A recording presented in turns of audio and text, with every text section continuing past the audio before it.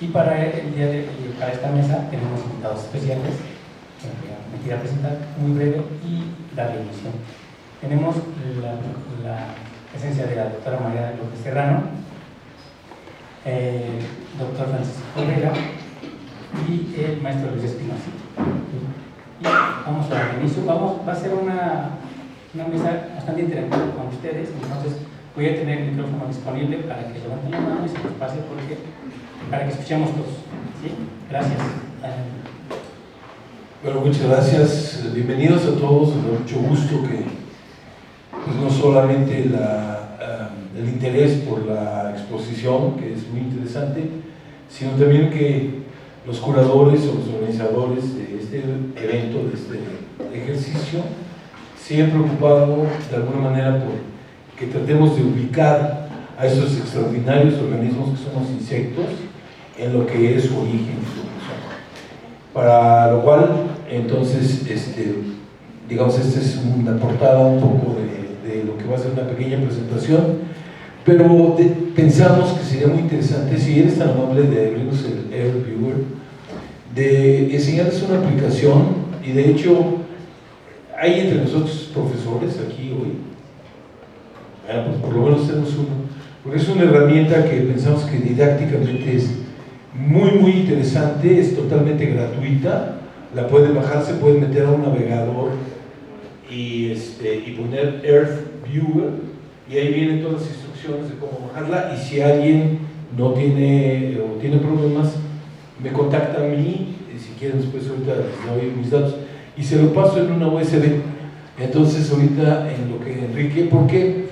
Porque pensamos que los insectos es una de las formas de vida más antiguas que existen en la Tierra, y entonces se nos hacía un poco difícil que habláramos del origen sin que les mostráramos cómo era la Tierra y qué es lo que tenía en sus inicios, con cosas muy interesantes que creo que van a hacer. Entonces miren, el Air Viewer es una aplicación en donde aparece el planeta, como lo pueden ver aquí, con unas coordenadas, aparece una tabla del tiempo geológico en donde uno la puede mover, aparecen detalles tan interesantes como la cantidad de oxígeno que había, de dióxido de carbono, aparece la duración de los días en aquel entonces, porque probablemente para algunos de ustedes no sepan que el movimiento, la rotación de la Tierra y la Luna ha ido cambiando con el tiempo para conservar su momento angular.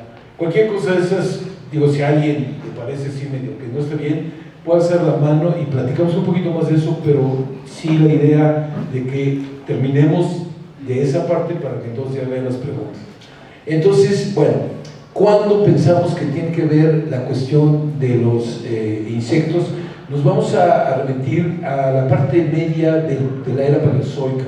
Entonces, si nos ponemos aquí abajito, entre 400 y 410 millones de años, ustedes van viendo la Tierra cómo se va moviendo aquí, y entonces si te pones más o menos un poquito más arriba, Enrique, por favor, ahí, no te pongas en Moscú, sino búscame en Londres, por favor. Ahí está Londres, y ahora hay que buscar un poquito más arriba. No, espérate, la Tierra bien, un poquito más arriba acá, el tiempo. Perdón, vete a View, porque no le pedí los fósiles, perdón. En View, ahí dale, ¿ves? Tiene la gradilla y le faltan los fósiles, ahora sí ya. Entonces ahora vamos a donde estábamos antes, y entonces aquí dice Rinia Chert. Entonces esta localidad, que está en lo que hoy es Escocia, se puede decir que es la primera localidad entre 420 y 400 millones de años donde nos muestra el primer ecosistema, y nos muestra un evento muy importante que fue cuando las plantas invaden la Tierra. Lo que hoy conocemos como humedales fue lo primero que empezó en nuestro planeta. Entonces, lo interesante de esto es que encontramos cómo era la Tierra en aquel entonces. Fíjense algo que es muy importante, muy interesante, es que el porcentaje de CO2, híjole, fíjense que me falla a mí la vista, pero si alguien me lo dice, ¿qué dice cuánto? 3.465. Muchas gracias. 3.485. ¿Cuál es el de? 60. ¿Mandé? 3.465. Sí, está bien, partes por millón. ¿Cuál es la que tenemos hoy? Estamos llegando a 4.000. Ese es lo que está haciendo. Y yo quisiera utilizar también esto como una lección que la naturaleza nos da sin ningún mensaje más allá del hecho de verlo, ¿no? Y el oxígeno está en 31, bueno, ¿está en cuánto, perdón? ¿Cuánto? 21.7. Estos micrófonos se pueden decir, sí. Perdón, es que la edad es la edad, ¿no? Entonces, 21.7, ¿cuál es la proporción de hoy? Números redondos, así como en el Oxxo, 21%.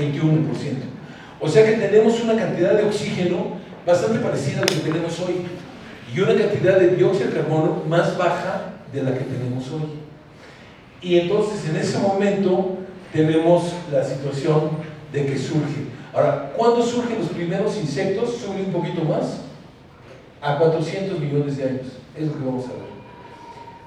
Más o menos las condiciones son iguales. Ahora, vamos a hacer otro salto importante al carbonífero. Ponte aquí alrededor de 320 millones de años. El carbonífero se llama carbonífero, es el periodo del Paleozoico, porque ahí fue cuando se formó, se generó el carbón que conocemos hoy en día. No, es un poquito más arriba, un poquitito más arriba. Ahí. Veamos algo fantástico. Es más, si lo subes un poco más, esto va a subir de 32 a 33%. Poquitito así más. Ahí vamos a ver una localidad. Aquí en el caso de la Tierra, búscate donde está Chicago. Estamos en. Sí, tienes que ir a América. Ahí está New York y aquí está Chicago. Bueno, esta localidad está muy cerca de Chicago y se llama Mason Creek y es la localidad típica del carbonífero.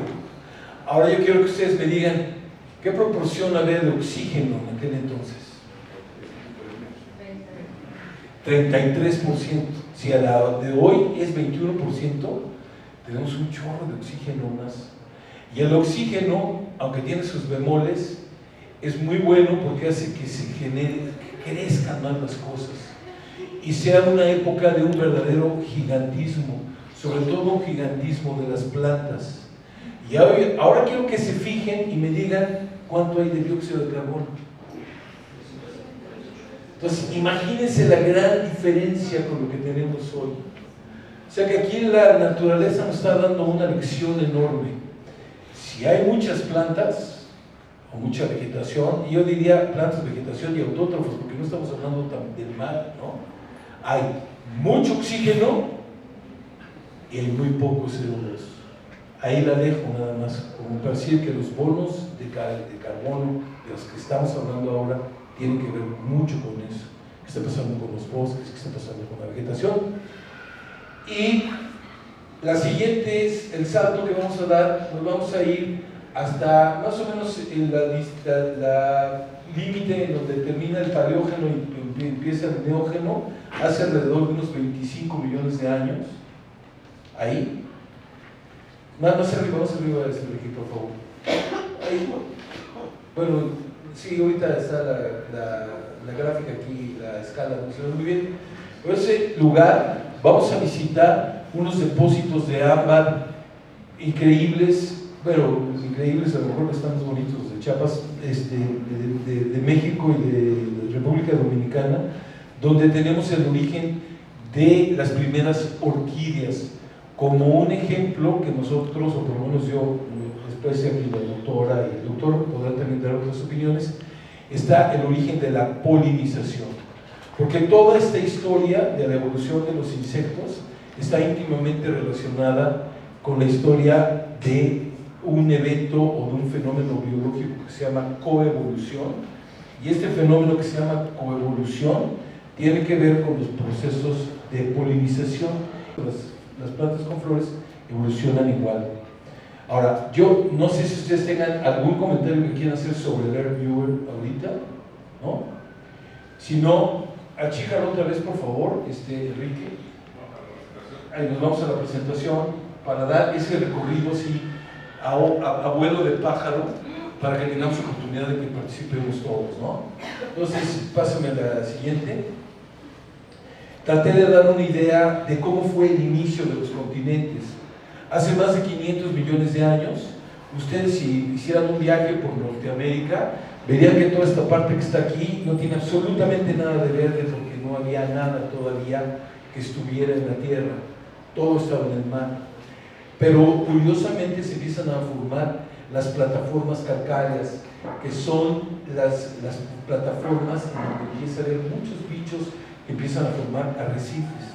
La siguiente, por favor. Eso hace como 540 millones de años. Una de las localidades más famosas del mundo que se han abierto ahora, que se ha abierto China, y es una de las cosas que platicamos antes, está en la provincia de Yunnan, en China. Y fíjense qué interesante, esto es muy rápido, pero ya hay artrópodos, anomalocáridos y demás, ¿no? Y sobre todo el hecho de decir que hay artrópodos, artrópodos es el grupo al que pertenecen los insectos. O sea que ya se estaba gestando ahí lo que a la postre, hacia unos 400 millones de años, como 100 millones de años después, se iban a formar y iban a aparecer los insectos en la Tierra. La siguiente. Aquí es más o menos como para que se den cuenta de lo que estaba pasando en el mar. Esto es lo que les decía, lo de los arrecifes. Organismos muy parecidos a los corales actuales, que de hecho también se llaman corales, pero son como que corales piratas, ¿no? Digamos, no son iguales a los de ahora. Y un grupo muy interesante de artrópodos que no está directamente relacionado con los insectos, pero que son sus primos, que son los escorpiones. El siguiente. Aquí hay una ya gráficamente cómo empezó todo. Esta es una tabla de tiempo donde está el Paleozoico, todos los periodos de sí, Cámbrico, Ordovícico, Silúrico, Devónico, Carbonífero, etc. Y aquí está cuando empieza este proceso, que primero está seguido por ciertas plantas, cutículas y cositas así. Y la localidad de la que estábamos hablando se llama Rimia, la que decía que estaba en Escocia, que es donde ya formalmente empezamos a ver estos primeros ecosistemas que fueron la base para que evolucionaran los insectos. La siguiente. Aquí está nomás para que vean de dónde estamos hablando. Dije Escocia, esto es Inglaterra, que esto sigue para abajo, obviamente no está.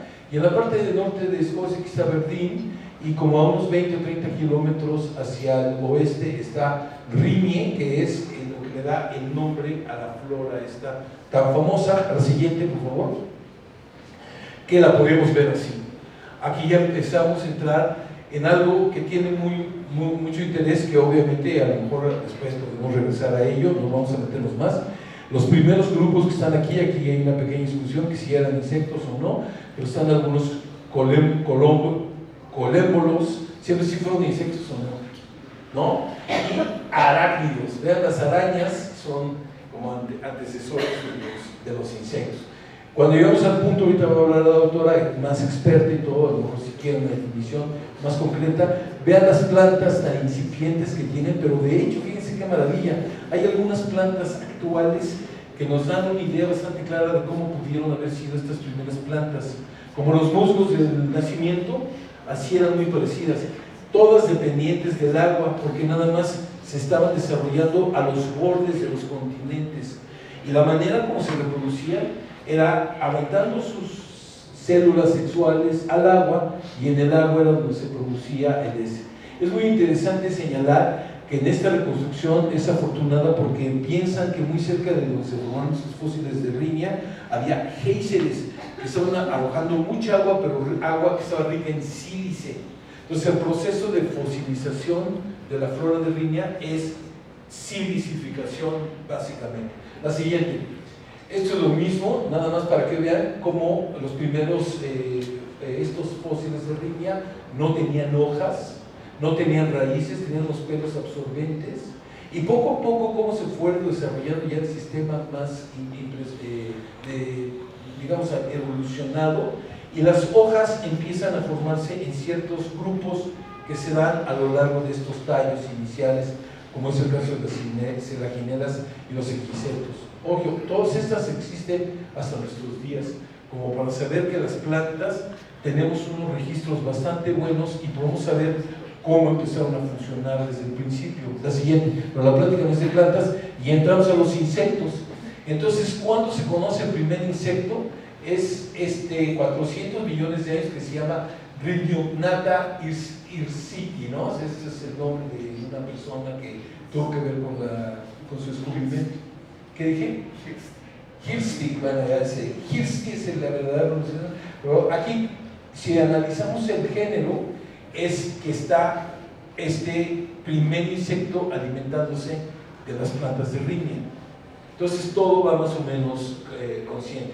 Hay varias teorías de cómo se desarrollaron las alas, porque los primeros insectos no eran insectos voladores y obviamente tampoco tenían nada que ver con las plantas como polinizadores. Más bien se las comían, o se comían los cadáveres de las plantas o los cadáveres de otros insectos o de otros artrópodos, o eran carnívoros, ¿no? Eran totalmente un tipo de animal distinto al que podemos pensar ahora. Aquí está la foto y aquí están algunas de las características y una de las teorías que probablemente después veamos que se desarrollan de las branquias traqueales para desarrollar las alas. La siguiente. Aquí ya nos movemos de los 400 millones de años a 300 millones de años, en donde se acuerdan que el oxígeno era 33% más alto. Bueno, pues tenemos grandes libélulas. ¿Cuánto medían las libélulas? Como 30 centímetros de envergadura, más o menos, meganeuras. Las plantas que están aquí, que se llaman licopodios y selaginelas, el árbol más chiquito medía 30 metros de alto. Eso es lo que hace el oxígeno. Por eso el oxígeno pues, es bueno, ¿no? Los niños cuando nacen siempre tienen que tener cuidado de que estén bien oxigenados, porque pues, eso va a depender mucho de su vida, ¿no? Y en el caso de la paleontología nos lo está dando. Aquí que está aquí es un anfibio, porque también hemos hablado de los vertebrados, pero ya los anfibios también habían salido del mar, los peces, y se habían convertido en tetrápodos, ¿no? Animales con 4 extremidades, como somos nosotros, y eran muy grandes.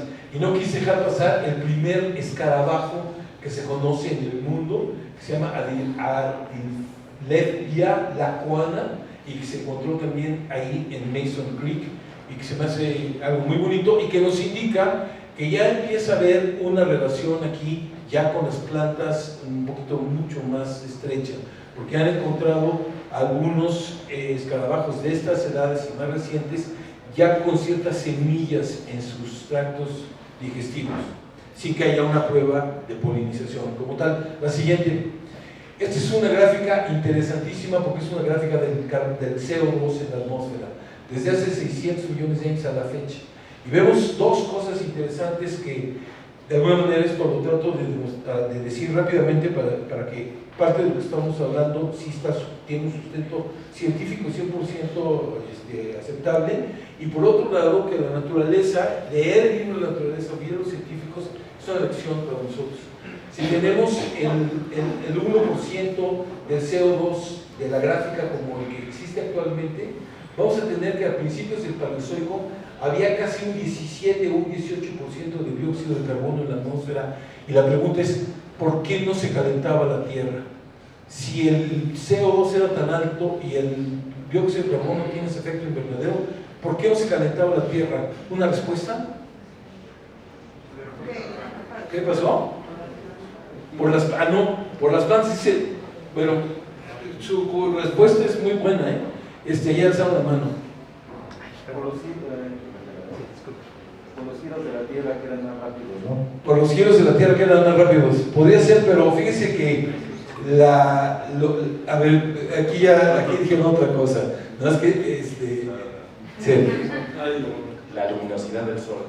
Porque la luminosidad del Sol, el Sol como estrella en toda esta parte del Paleozoico era cuando menos un 5%, entre un 5 y un 8% menos brillante que ahora. O sea que el hidrógeno no se ve pasado de deuterio tanto, porque cada estrella tiene un ciclo de vida.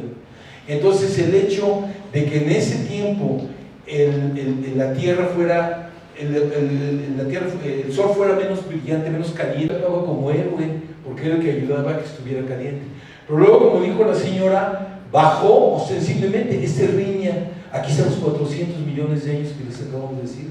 Nos vemos que baja, y el siguiente brinco que nos echamos de 320 millones es el del carbonífero, porque entonces hay un florecimiento de la vegetación, que lo que dijo la señora es totalmente válido, y ojalá y eso lo leyera Trump y lo vieran todos, y lo viera todo el mundo, para decir que lo que estamos hablando es como que la Tierra tiene un mecanismo de que controla su temperatura, absorbiendo los gases invernadero para que se haga más frío, o arrojándolos más a la atmósfera por los volcanes para que se haga más caliente.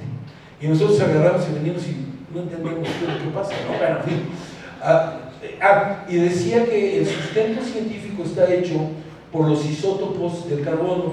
Los isótopos, así rápidamente, es decir, que son átomos que tienen el mismo número de protones, pero cambia el número de neutrones del mismo elemento.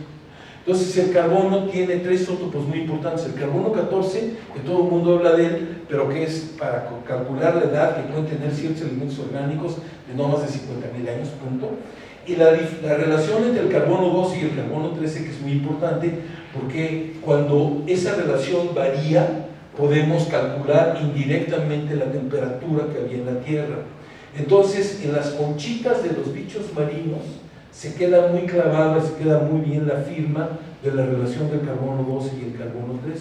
Y como hay bichos en toda la parte del registro paleontológico de eso, se ha podido establecer este tipo de relaciones. Claro, con un índice de incertidumbre grande, pero yo creo que el tema general es ese, ¿no? Y para eso es que les enseñamos los de Laird Viewer, el el otro, y aquí y allá, y ahorita pues, seguramente van a tener muchas preguntas. La siguiente ya voy a acabar.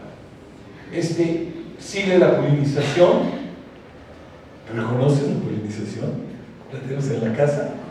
Y es la innovación biológica que propiciada por la evolución de plantas con flores y los insectos, mariposas, mamíferos y otros organismos, que los murciélagos y demás, que vamos a tener, pero claro, en el caso de que más nos interesa son los insectos, y este fenómeno se llama coevolución. Entonces, imagínense qué cosa tan maravillosa la evolución, que yo planta para que me pueda reproducir y que no caiga en endogamia y cosas, que yo misma me reproduzca. Necesito un vector que lleve mis genes a otra planta, pero ¿cómo lo hago? Atrayéndolo por la vista, atrayéndolo por el olor y atrayéndolo por la forma. ¿Ok? La siguiente, please. Aquí están ejemplos de libro impresionantes. Por ejemplo, Darwin y Wallace descubrieron esta palomilla, que es, vamos a decirle, la palomita de San Juan de Madagascar, pero que tenía una proboscis enorme. Entonces dijeron, caray, esta palomita tiene que tener su orquídea con un receptáculo que case con la proboscis que tiene, pero no lo encontraron. Pero 30 años después encontraron a la orquídea, y en efecto era la orquídea que antes habían predicho por la situación de la observación que habían hecho. Esta es una orquídea en forma de cubeta, en donde la pobre abeja se metió y no puede salir. Sí va a salir al final de cuentas, pero todos sus patitos van a estar llenos de polen y se va a ir a otra cubeta en donde el órgano que produce el néctar para que se alimente la va a traer. Entonces, el sistema es un sistema muy fácil de entender. La siguiente. Este es lo que yo les decía, que en la República Dominicana encontraron en el caso particular, esta es la abeja que se llama Proplebeia dominicana, pero tiene los granos de polen de una orquídea que también lo encontraron en ámbar, que se llama Meliorchis caribea. Y esta es, digamos, la que, desde el punto de vista paleontológico, sí tenemos evidencia que nos marque el inicio de la polinización. Sin embargo, por estudios de ADN y secuenciaciones, los científicos, los botánicos dicen que los tiempos en donde se fueron dividiendo de las demás plantas con flores, que se llaman angiospermas, pueden llegar hasta 80 millones de años. Pero las flores es muy difícil que se preserven. Nosotros aquí les estamos preservando algo que físicamente sí existe. La siguiente es una belleza, porque aquí es donde entra lo que acabamos de decir. También las aves han sido polinizadores, otros organismos. Cuando estábamos discutiendo las palomitas estas en la noche, que la gente tiene mucho prejuicio y que no les gustan y que las quieren matar, son extraordinarios polinizadores. Y son polinizadores, unos trabajan en la noche y otros trabajan en la mañana, ellos tienen doble turno, pero todos lo hacen. Y esta es como que la foto de fotos, la que tiene el círculo rojo, es una orquídea que para atraer a su polinizador desarrolló la forma de la hembra en posición de cuchiplancheo. Entonces el macho viene volando y de pronto dice, de aquí soy, ¿no? O sea, eso yo creo que ni Darwin me podía explicar. Y yo lo que digo es, se lo pongo mucho a mi esposa o a las señoras, le digo, no, pues es que ser macho tiene sus bemoles, ¿no? Fíjate, no solo te engañó una abeja, ¿cómo? Polinizador. No, la esposa del abejorro o de la abeja macho, dice, no solamente te engañó una abeja flirteadora, ¿no? O sea, por decirle de alguna forma, sino te engañó una flor, una planta.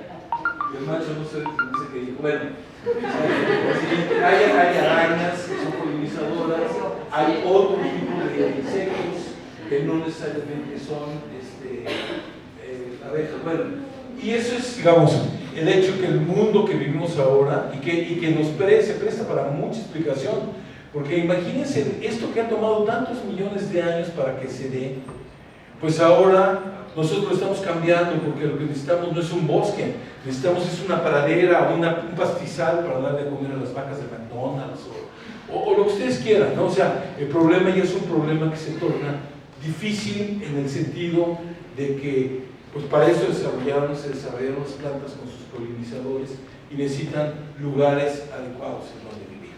Yo con eso, digamos, culminaría para que tome la palabra las otras personas como complemento, pero inclusive lo que se ponen ahí, si tienen algún comentario o alguna pregunta sobre esto, con mucho gusto trataríamos de abordarlo cualquiera de nosotros. Sí. Doctor, una pregunta. Me hizo muy interesante la parte de la AirView. Me vino a la mente en el caso de México 4 ciénegas. ¿Tendrá un vestigio de aquel momento, 4 ciénegas en México? ¿Que el AirView lo tenga? No, me refiero al momento es que o es mucho más actual eso, 4 ciénegas. Bueno, 4 ciénegas es un fenómeno interesante.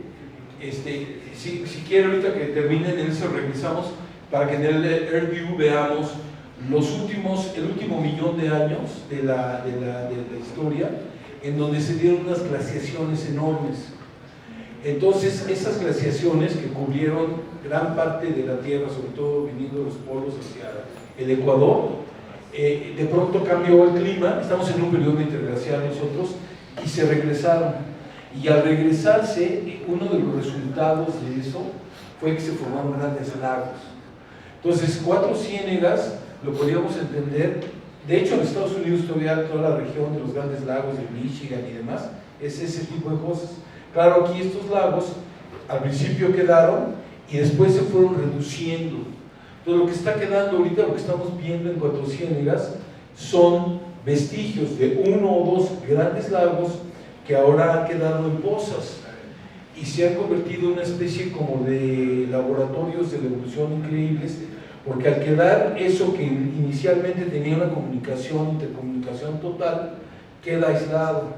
Y entonces nosotros hoy podemos ver poblaciones muy cercanas genéticamente, pero que llevan varios cientos de miles de años separadas, y al tener ese tiempo de separación se van formando razas o especies diferentes.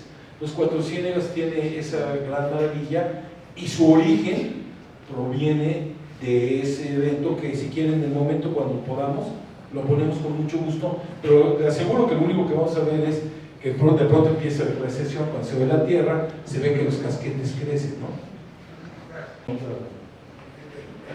¿Hay otra? Buenas tardes, ¿dónde puedo encontrar palomillas de San Juan?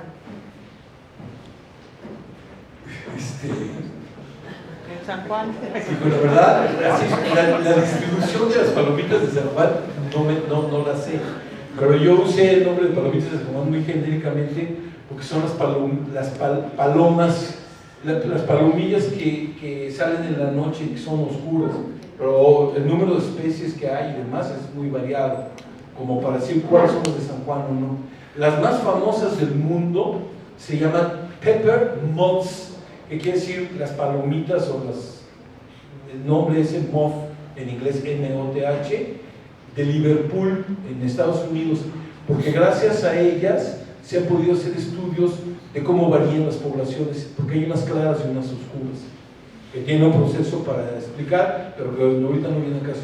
Pero en todos lados, en la casa de ustedes ahí de Pepa, todas las noches, digo, y a veces alguna visita les andan matando, y decimos, oye, no te va a hacer nada, ni es ningún presagio de que vaya a haber una enfermedad ni nada, sino es que salen en la noche y les llama la atención la luz. Yo creo que lo que vamos a hacer es movernos y después a lo mejor va a coincidir con lo que están haciendo. Bueno, la última. Yo quería indagar un poco más sobre cómo se reproducen los insectos. Algo mencionó de la endogamia, pero generalmente es a través de huevos, ¿no? De huevitos, o cómo se reproducen. Sí, claro. ¿Y salieron del agua también? ¿Hay insectos anfibios? Bueno, yo creo que ahorita vamos a tener más información sobre los insectos. Yo lo que me refería de la endogamia no era de los insectos, sino de las plantas. Porque las plantas suelen, o casi en un 90%, tienen los órganos masculinos y femeninos en la misma planta. Entonces lo que la planta intenta es que nunca haya una fertilización o una fecundación, autofecundación, porque entonces caen en un proceso de, un poco como clonación que tiene implicaciones. Entonces lo que las plantas y todos los seres vivos, bueno, y todos los seres vivos superiores, entre comillas, quieren es la reproducción cruzada. Entonces, la estrategia en las plantas es que maduran a diferentes tiempos, las gametas masculinas y las femeninas, y que entonces necesitan un vector que lleve el gameto masculino a la planta, a la parte femenina. A eso es a lo que yo me refería con la endogamia. En el caso de los insectos, de hecho, a lo mejor sí puede existir en algunos casos, no en los insectos, en los artrópodos. Y yo creo que la doctora que está más capacitada en eso, a lo mejor ella puede tomar ese punto cuando lo vea. Pero eso es a lo que yo me refería, no me estaba metiendo con el problema de los insectos, que no sé dónde, pero muchos, yo creo que un tanto por ciento muy grande, sí ponen sus huevos en el agua. Y por eso es muy importante, porque ahora con la migración, entonces están empezando a haber enfermedades que no tienen ni la menor idea del sistema de salud cómo atacarlas. Y entonces lo que están haciendo, que vamos a regresar de Veracruz, de un viaje, y estuvimos hablando con personas que trabajan en el sector de salud, es que están tratando de hacer campañas masivas en todos lados en donde hay agua estancada y cosas de ese tipo, que eso sería una parte del control que podrían tener, sobre todo de algunas de esas enfermedades. Ya.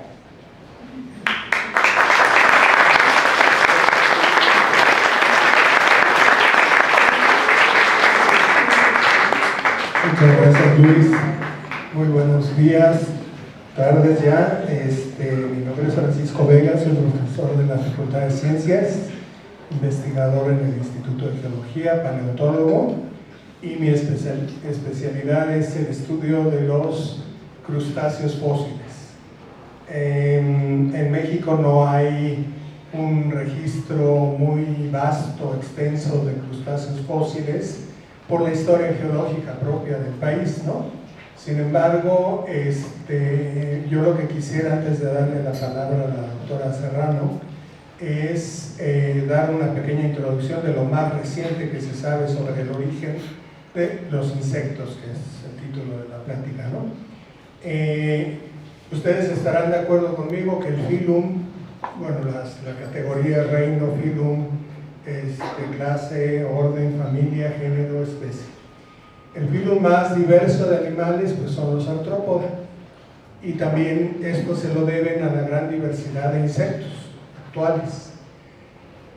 Por mucho tiempo se estuvo lidiando sobre cuál pudo haber sido el ancestro real de los insectos, siendo que, pues como ustedes saben, cuando menos los metazoarios, los organismos de muchas células, surgieron en el ambiente marino, y la prueba es los primeros pluricelulares están en una fauna que encontraron primero en Australia, que se llama Ediacara, y posteriormente ya han encontrado fragmentos de ese macrocontinente que era Ediacara, incluso en Sonora, me parece.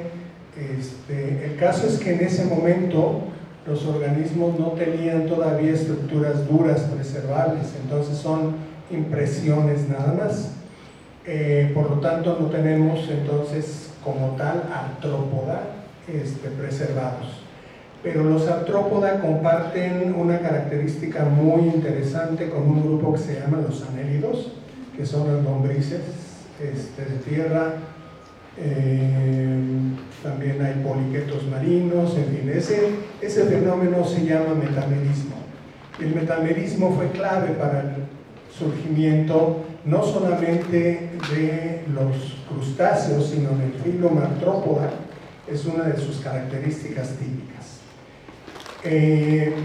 Ha habido mucho debate y afortunada o desafortunadamente han con el tiempo surgido nuevas herramientas que nos han permitido medir incluso con un reloj molecular qué tan antiguos son los grupos sin necesidad de encontrar un fósil, ¿no?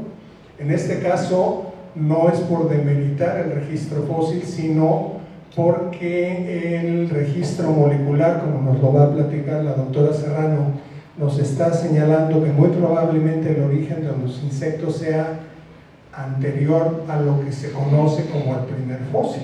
Y están de acuerdo que si ya tengo el primer fósil, pues quiere decir que ya habían surgido hacía tiempo, ¿no? Y su relación con las plantas no necesariamente tuvo que ser la primera que debió haber surgido. Ustedes saben, por ejemplo, las libélulas pues, son carnívoras, son de hecho anfibias, por ahí alguien preguntaba, anfibias en el sentido en el que tienen algo que muy pocos grupos tienen y que se llama, como Kafka bien describe en su libro, la metamorfosis, ¿no? Y esta metamorfosis los hizo un grupo sumamente competitivo. ¿Por qué?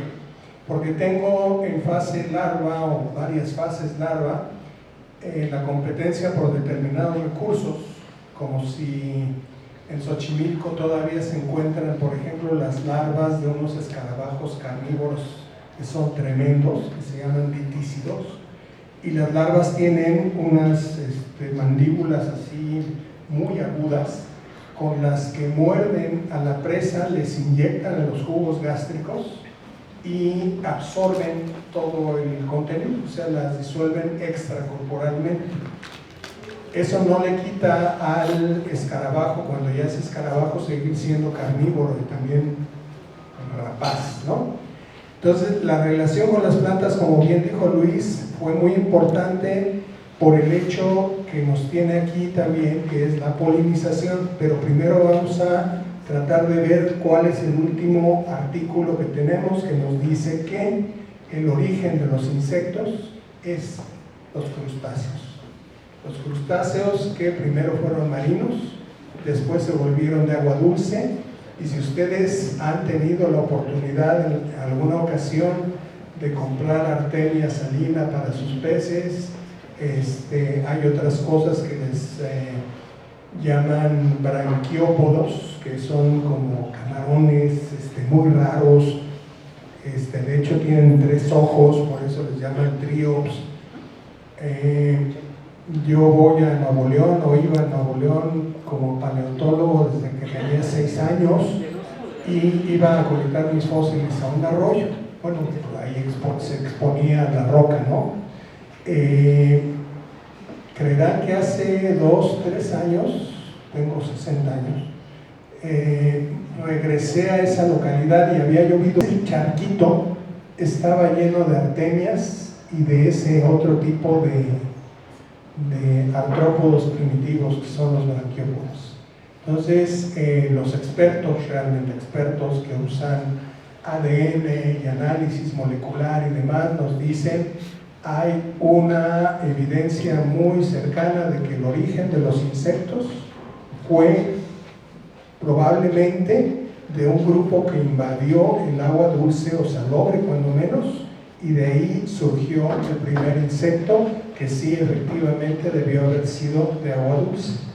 En cuanto surgen las plantas, tienen la oportunidad de empezar a correlacionarse por alguna circunstancia, y de ahí en adelante viene toda la historia que la doctora les va a contar, y no quiero acaparar el tiempo, pero bueno, básicamente el artículo es del 2019 y es oficial. Los insectos provienen de la clase Branquiópoda, que es una clase primitiva de crustáceos, y de ahí es de donde surgen.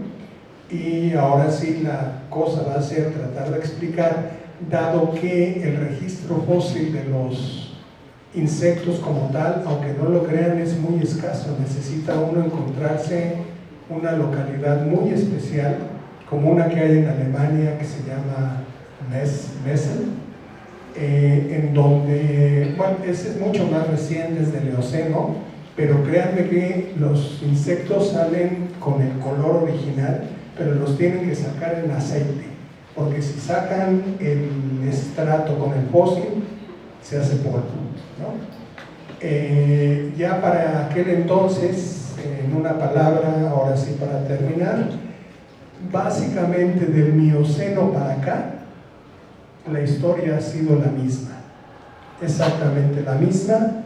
Muy probablemente ya todos los grupos de insectos que conocemos ya existían, y de eso también lo pueden constatar en el ámbar de Chiapas, que les vamos a invitar al final de la plática a quien guste acompañarnos.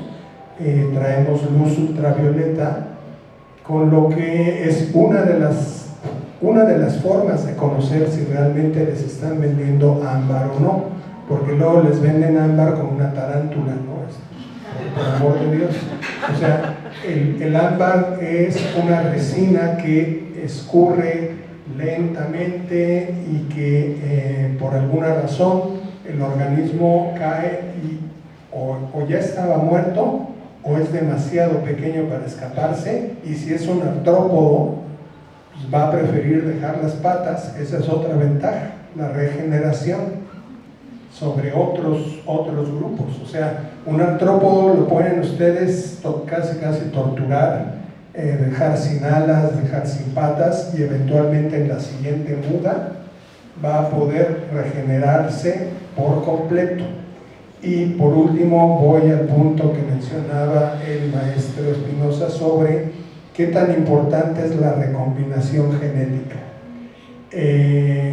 Yo sé que a lo mejor voy a recibir pedradas, pero hay grupos como los Rotífera, que vio Leeuwenhoek por primera vez, que se les llamó los Animácula, que tienen un fenómeno muy peculiar para sobrevivir. Se llama criptobiosis.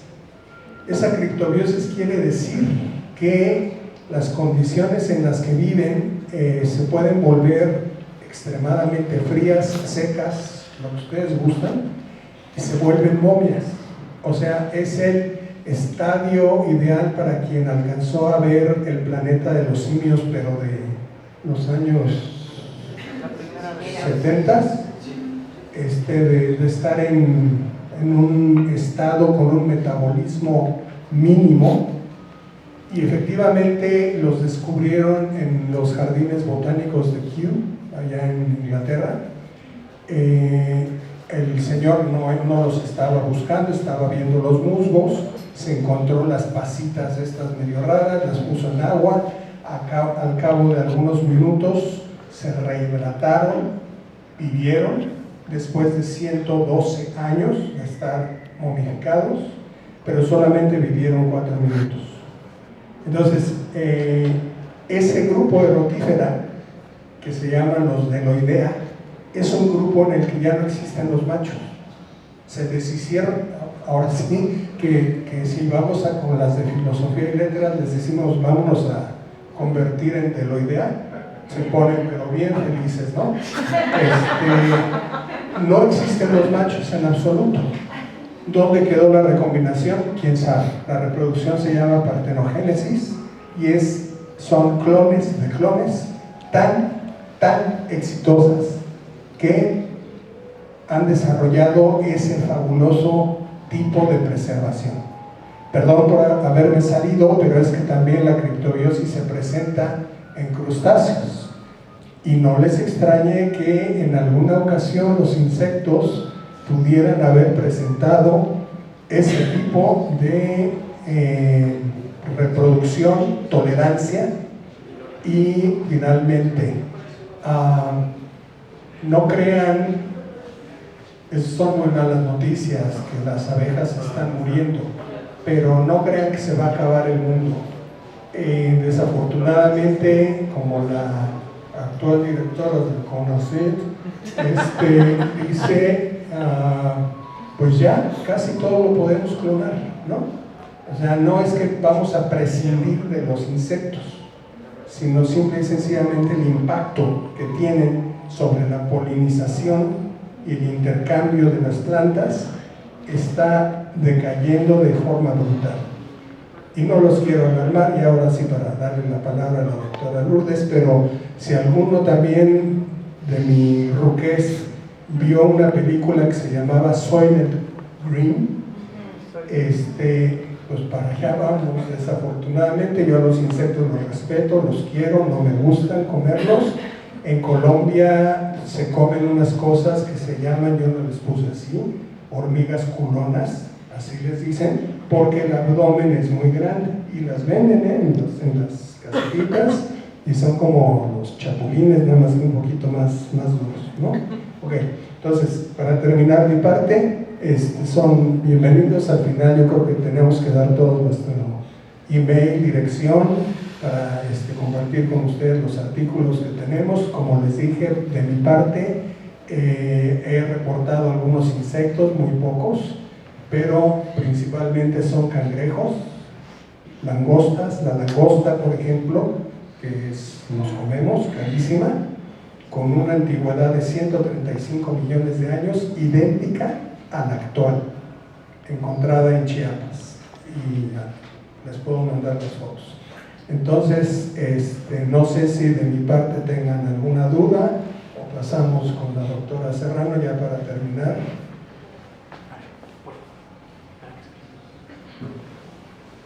Gracias, buenas tardes. Hace un momento con el doctor comentaron ustedes que si los colémbolos eran insectos, y usted dijo que no. Entonces esa es mi duda, porque yo creí que sí eran insectos. Yo también. Pero la doctora le va a explicar bien por qué no son insectos ya. Perdón, esa es su parte. El señor tenía una pregunta puede ser un poco inocente. ¿Los insectos han disminuido? ¿O hay una evidencia de eso? ¿O no lo sabemos? Yo estoy casi 100% seguro de que sí han disminuido. ¿Por qué? Porque si la foresta, la cobertura vegetal disminuye, va casi en proporción directa con la abundancia de insectos. De hecho, usted sabe que allá en Brasil, en Colombia, por ejemplo, hay una cosa que se llama marabunta, y es cierto, ¿no? Existe, y se avisa, o sea, la gente se comunica para que evacúen la casa, pero en realidad lo que hace la marabunta es limpiar la casa. Marabunta entra para llevarse materia orgánica que esté, ratones muertos y demás, y deja la casa impecable.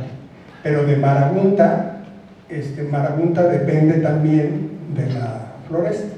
Entonces desaparece la floresta o consecuencias que vengan, ahí sí yo no quisiera ponerme ahorita a pensarlas. ¿Alguien más o cedemos la palabra a la doctora? Muchas gracias.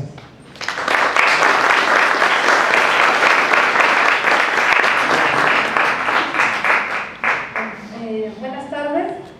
Primeramente les voy a explicar algunas cosas acerca del origen de los insectos. Bueno, ya les habían mencionado que se originan a partir de un grupo primitivo de crustáceos. Ahí en la imagen ustedes pueden ver ¿ya? Primero están los decápodos, donde estarían los crustáceos que ustedes más conocen, que serían langostas, langostinos, cangrejos, camarones, cochinillas y demás. Y luego estaría el otro grupo que les indicaba el doctor aquí, que sería el grupo del que provienen, o del que del que provienen sí, de los hexápodos. Y bueno, los hexápodos es el grupo, el subfilo, que está dentro de Artrópoda, de donde surgen los insectos. Esto que estamos viendo aquí sería un crustáceo primitivo, bueno, algo parecido a un crustáceo primitivo, de hecho sí hay algunos parecidos así, y bueno, el insecto ya como tal. La siguiente, por favor. Aquí, bueno, lo que hice fue ponerles unas imágenes para que conozcan a los branquiópoda. Este es el grupo que les comentaba el doctor, que son los notostracos o el triops. La dafnia, que es lo que le dan a ustedes a sus pececitos, o la pulga de agua. La artemia salina, es esta que está aquí, o camarones fantasma también les llaman. Y esto es un grupo raro también que está dentro de branquiópoda, que son los compostráceos, que se parecen a un bivalvo, tienen dos valvitas que cubren su cuerpo. Y luego ya acá está el otro grupo, que es el más moderno, donde pueden ustedes observar algunas formas conocidas, y bueno, y otras no tan conocidas, pero que los malacostraca. La siguiente, por favor. Bueno, es de Hexapodus boxbergensis, que es algo parecido a un colémbolo. Y bueno, se creía que este era el organismo que había dado origen al grupo o del que provenían, el ancestro de los insectos, y después encontraron otro organismo. La siguiente, por favor. ¡Ay! No está.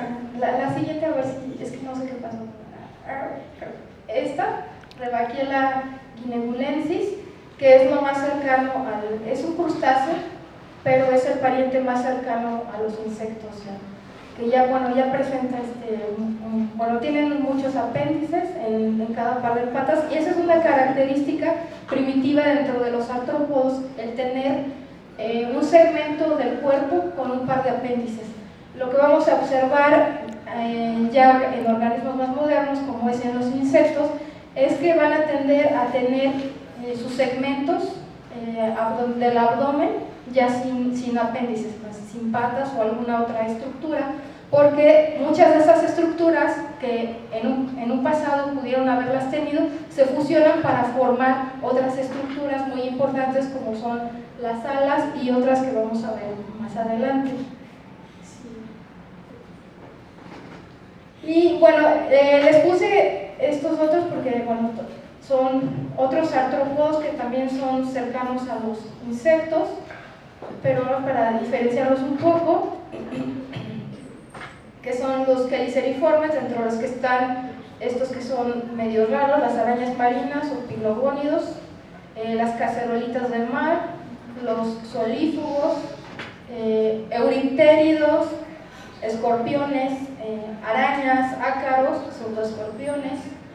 Y bueno, dentro de todos estos están en el registro fósil y tienen representantes actuales.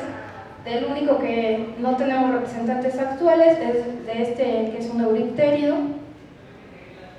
que es uno de los primeros organismos que tienen un tipo de vida anfibia, eran organismos que vivían en medios acuáticos y hacían incursiones en tierra de vez en cuando. Y luego tenemos el siguiente subfilo, que es dentro de la artrópoda, que son los miriápodos, dentro de los que lo más conocido para ustedes pues serían los sin pies o los mil pies, pero dentro de ese grupo están estos que son los paurópodos y los infilos, que los pueden encontrar entre la materia orgánica en la hojarasca, en la vegetación. La siguiente, por favor.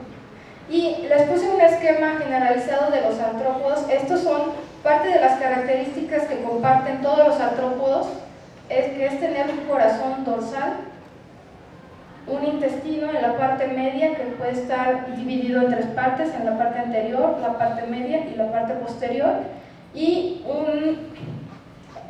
ahí dice un cerebro, aunque realmente los artrópodos todavía no tienen un cerebro como tal, tienen una fusión de ganglios que tienen función sensorial, y el sistema nervioso, que es de tipo escaleriforme, que es un tipo de aparato sensorial que surgió, es muy antiguo.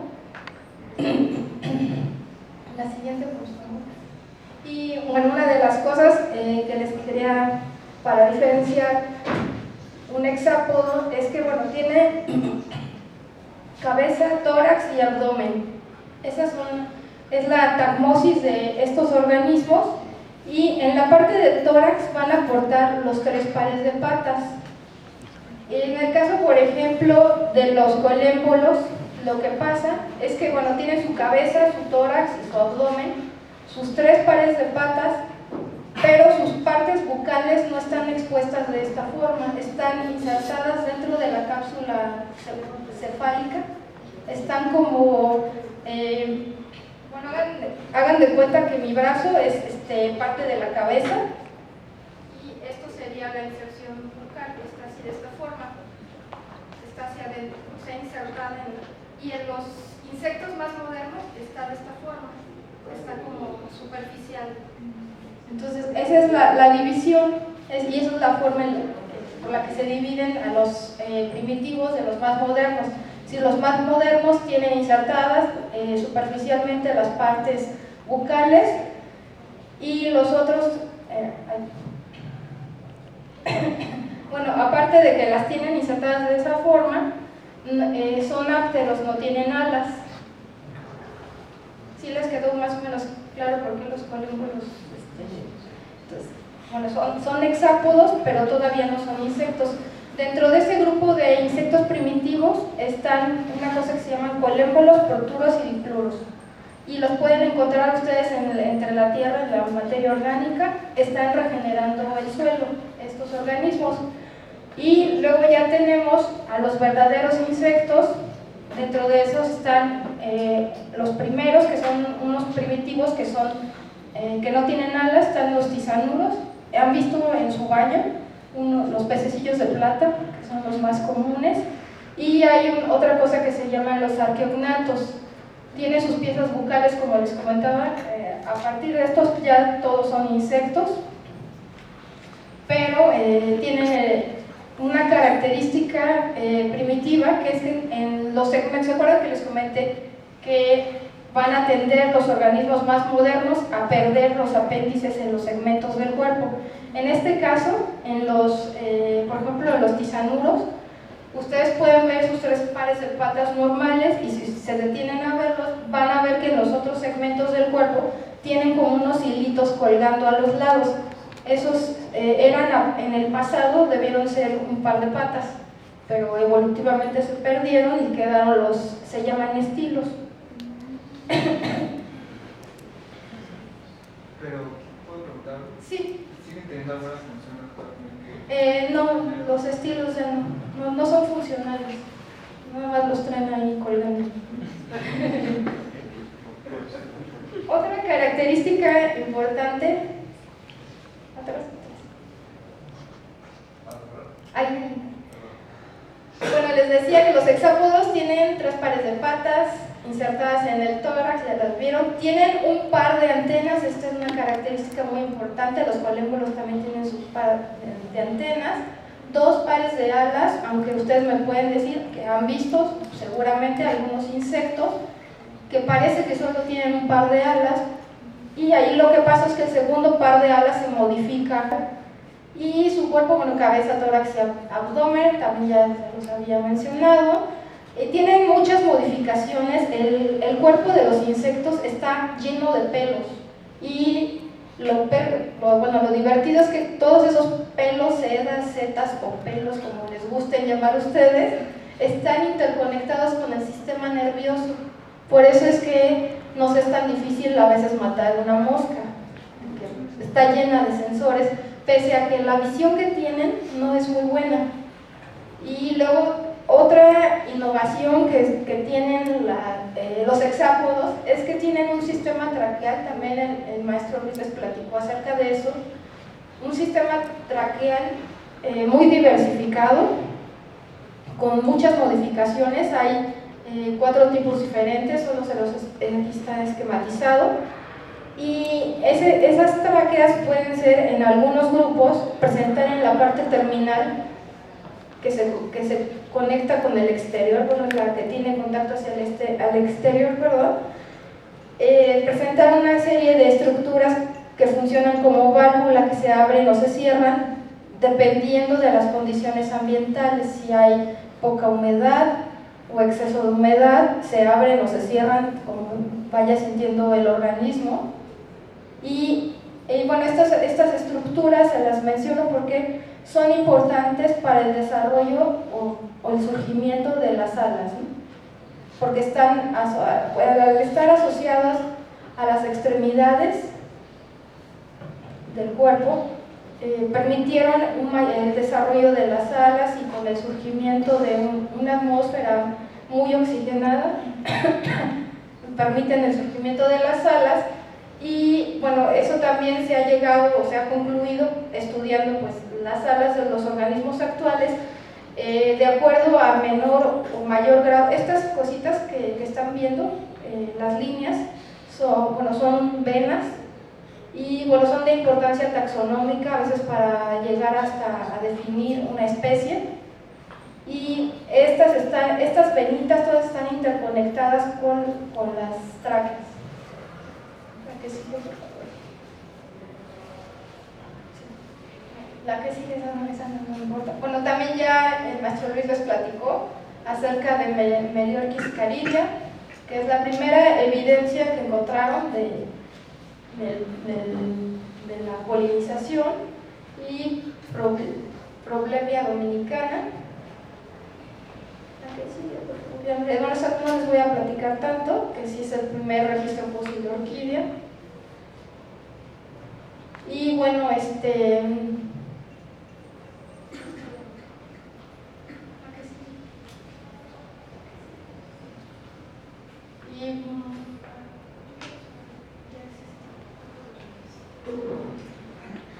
bueno, hay diferentes formas de polinización. Las plantas como tal se pueden polinizar a sí mismas. Puede haber polinización cruzada, es decir, avientan el polen al vecino de al lado.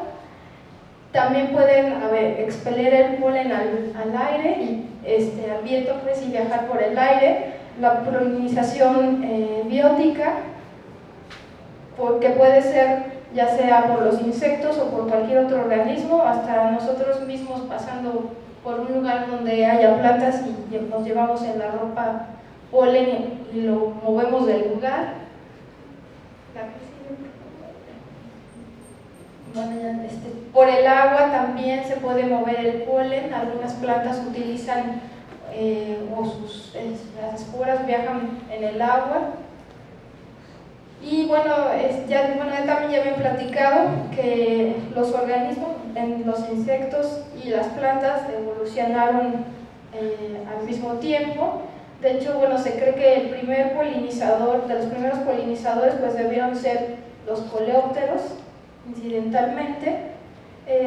Dice, el grupo más antiguo de visitantes florales, y aparecen en el registro fósil 100 millones antes. O sea, este grupo surge 100 millones antes de que aparecieran las plantas con flor. bueno, hay dentro de los escarabajos, están adaptados a diferentes formas de comer. Una cosa importante que se me olvidaba de los insectos es que es el grupo dentro de los artrópodos que tiene más modificaciones en su aparato bucal. Es el más especializado precisamente para la polinización, para comer, para alimentarse de las plantas, de los frutos, de diferentes cosas, de sangre también, para transmitir parásitos. Y uno de el aparato bucal más especializado dentro de los insectos es el de la mariposa. Ahorita lo van a ver. Bueno, los polinizadores por excelencia pues sí son las abejas, aunque bueno, ahorita van a ver que prácticamente casi cualquiera, como les decía, hasta nosotros podemos funcionar en algún momento incidentalmente, ¿no? Y una de las cosas problemáticas respecto, por ejemplo, a las abejas es que es uno de los, bueno, las abejas y otros organismos, otros insectos, perdón, en la actualidad uno de los problemas es la invasión de otras especies polinizadoras que no son propiamente de esa, bueno, de una flor determinada, ¿no? Y esto se debe mucho a que como nosotros, como tenemos el interés en la comida, en los vegetales, nos ponemos a poner invernaderos y demás, entonces estamos modificando el ambiente, ¿no? Y entonces el polinizador original ya no es el mismo, porque nosotros, como estamos manipulando, necesitamos un polinizador que no es el que corresponde. Y al hacer eso, pues empieza a haber una reducción en las especies de polinizadores que le correspondían a las plantas. Entonces, se van cambiando y empieza a afectar, por ejemplo, principalmente a las abejas. Bueno, dentro de los polinizadores, nosotros casi siempre, bueno, en este grupo sería la clase, el orden de los himenópteros. Dentro de estos pues, también están las avispas y las hormigas, y me faltaron aquí las termitas.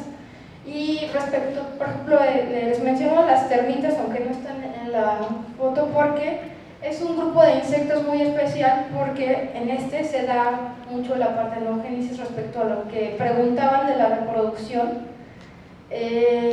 Una de las características importantes del por qué los insectos son tan exitosos, bueno, es el surgimiento de un exoesqueleto duro. Ustedes cuando pisan una pobre cucaracha y truena, eso que ustedes truenan es su exoesqueleto que la está protegiendo. La estaba protegiendo, ¿no? Bueno, más o menos. Y bueno, es uno de los mecanismos, ¿no?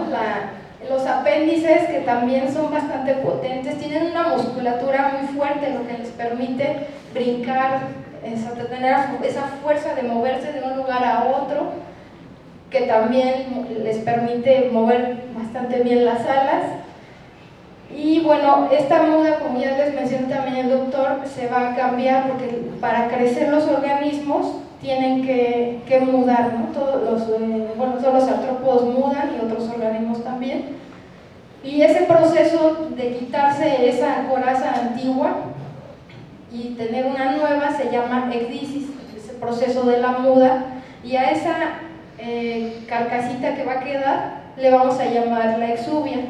En el registro fósil hay de varios organismos, se han logrado preservar las exuvias, y también los insectos y todos los artrópodos tienen mecanismos para tratar de reabsorber parte de esa muda de la que se van a deshacer.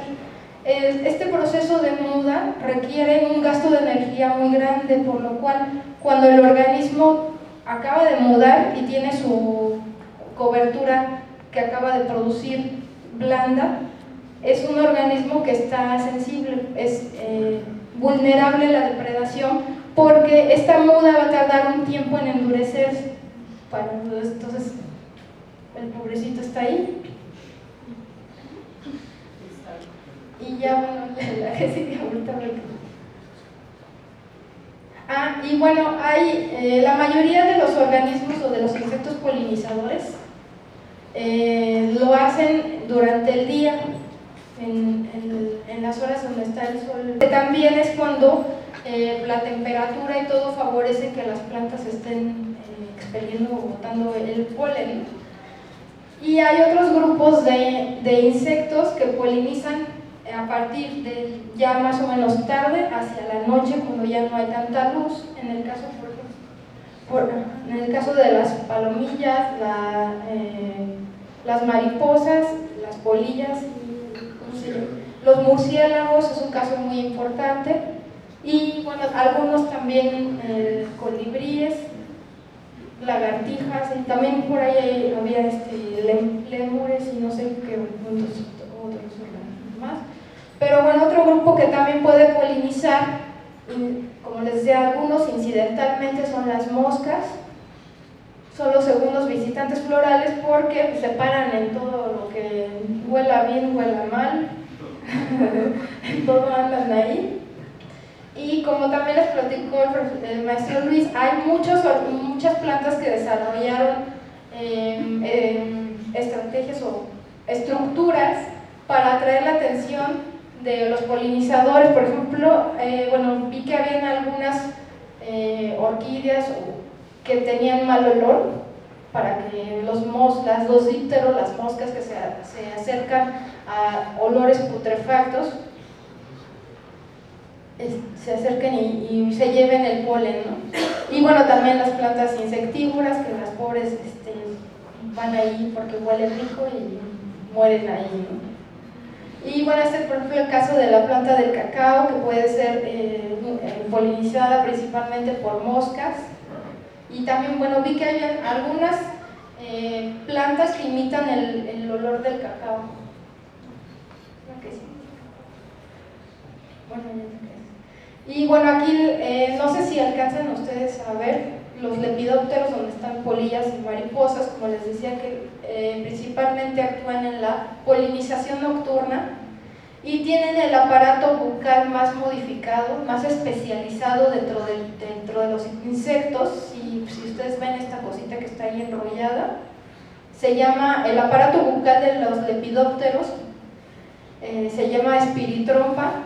Es una cosita que está aquí, bueno, está enrollada, pero la estira por completo para extraer el néctar de las plantas. Y como les decía, bueno, en el caso de las mariposas pueden ser en el día, pero las polillas son principalmente en la tarde-noche que están efectuando la polinización.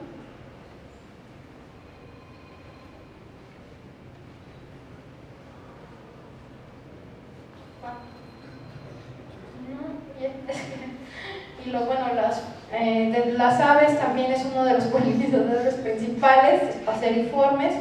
Y bueno, por excelencia el polinizador, el colibrí, que tiene el pico adaptado para extraer el néctar de las plantas. Y bueno, muy importante, los murciélagos también son polinizadores nocturnos de plantas y principalmente de los agaves aquí en el país. Y también es un grupo muy amenazado porque la gente luego piensa tonterías acerca de ellos, y son, bueno, organismos muy, muy sensibles y muy bonitos. ¿Alguna pregunta? Hola, ¿qué tal? Buenas tardes y muchas gracias. Yo tengo dos preguntas. La primera, acerca del origen evolutivo de los insectos. Borrow, en 1988, dice que a través del análisis morfológico concluye que los insectos provienen de miriápodos. Después, en el 2010, en un artículo en Nature, dice que insectos y crustáceos son grupos hermanos. Y ahora dicen ustedes que provienen directamente más bien de crustáceos. De crustáceos. Entonces, ¿cómo quedaría con estos nuevos estudios que comentan, cómo quedaría la filogenia final, bueno, por lo menos la contemporánea, de esos grupos? Y la segunda pregunta sería, tanto insectos como las plantas con flor son los organismos más biodiversos, más abundantes en cuanto al número de especies. ¿Cuál sería justamente la presión de selección específica que hace que los insectos tengan este éxito en cuanto a la generación de nuevas especies?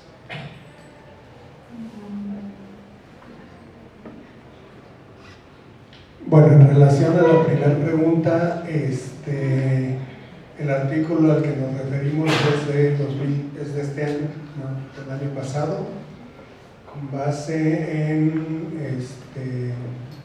de ADN,